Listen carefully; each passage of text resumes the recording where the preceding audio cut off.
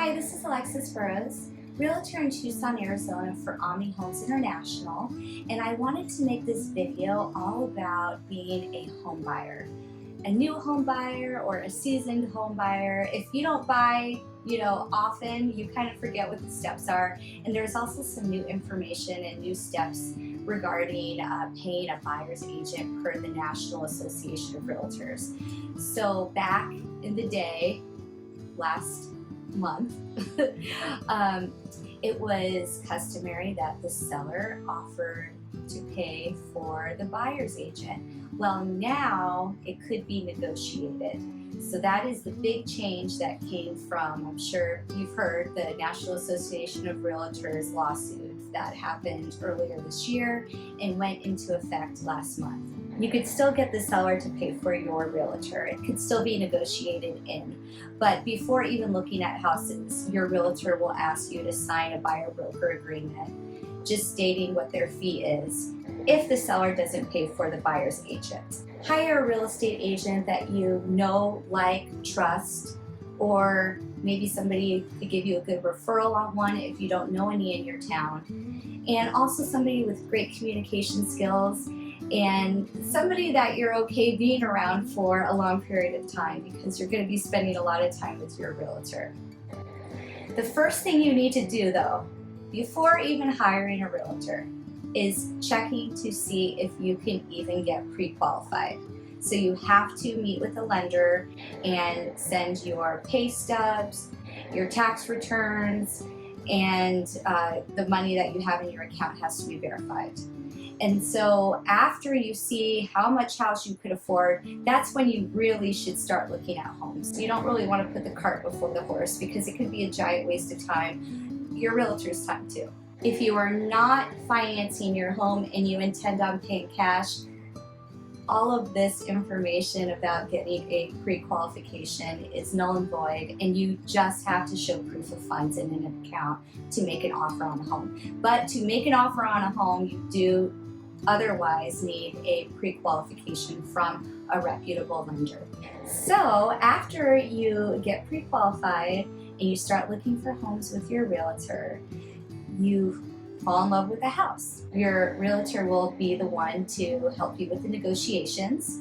Your realtor will help run comps to see what the house is worth, and then the purchase agreement will be signed and sent to the seller's agent. And there's usually a couple days that we give the seller's agent to give us an answer if our offer was accepted or not. If our offer is accepted, then you have to submit something called earnest money, which is basically like a good faith that you are serious and you are gonna intend on buying the house. So after the earnest money is deposited with the title company, you're in a period of due diligence, which is usually 10 days. And that is the time in which you will inspect the house and make sure that it is in good shape. You will hire a general inspector. You can also hire specialized inspectors to check out the roof, the HVAC, the sewer, etc. After everything has been inspected, you will fill out a form called the Buyer Inspection Notification and Seller's Response. We call this, in real estate world, the BINSR, or I like to call it the wish list of repairs. You'll put down what repairs you would like, and the seller can either say yay or nay, or meet in the middle and negotiate. If the seller says no, by the way, they have 5 days to respond. If the seller says no, you can still cancel the contract. You'll get your earnest money back, and the only thing you'll be out is the money that you paid for the inspections, and of course your time. If everything goes satisfactory and they agree to the repairs, or most of them, and you say yes to whatever they said they will do, then you will have to get an appraisal done on the property if you are using a lender. If you're not using a lender and paying cash, the appraisal process is null and void. So the appraisal will just make sure that the lender is lending you the money that the house is actually worth. So if it comes out below what you were intending on paying for the house, you can negotiate again to get the price to where the appraisal comes out at. And if the seller says no, then you can actually cancel the contract and get your earnest money back again.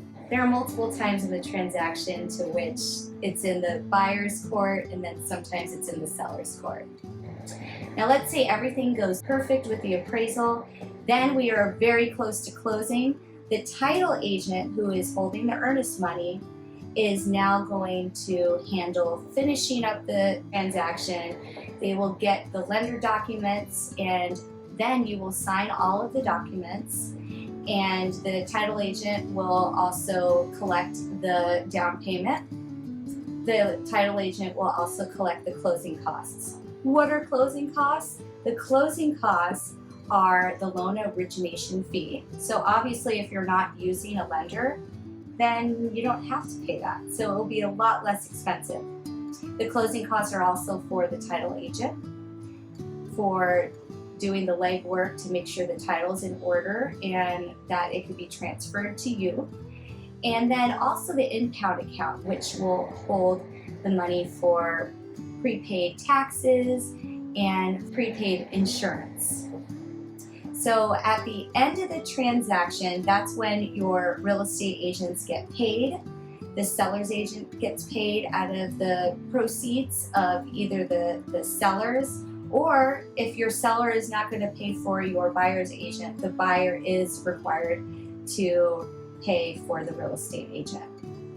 I hope this clears up any questions. Like I said, there's some new changes, so just give me a call if you have any questions. My number is 520-869-3176. Thank you.